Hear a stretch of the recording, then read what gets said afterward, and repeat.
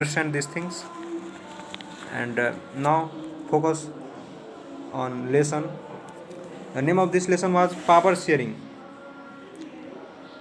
Dear friends, according to NCERT book, there is a two example of two countries. One Belgium and other Sri Lanka. In Belgium, and both country are full of ethnicity.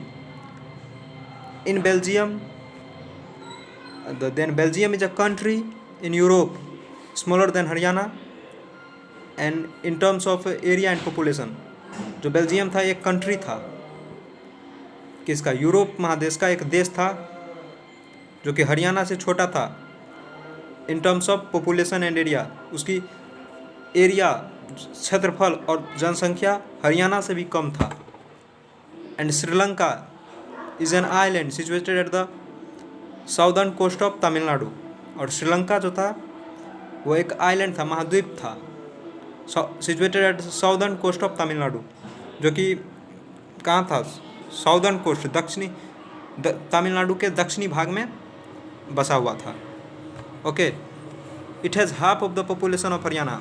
जो Belgium था उसके पास population से कम हरियाणा से कम population था. और कितना था population, 1 crore. और in Sri Lanka same population as Haryana. Sri Lanka जो था, श्रीलंका में सेम पॉपुलेशन एज हरियाणा. वहाँ पे हरियाणा के जितना पॉपुलेशन था, कितना, 2 करोड़. ओके, और आगे लिख रहे हैं कि the ethnic composition of this small country, Belgium की बात कर रहे हैं.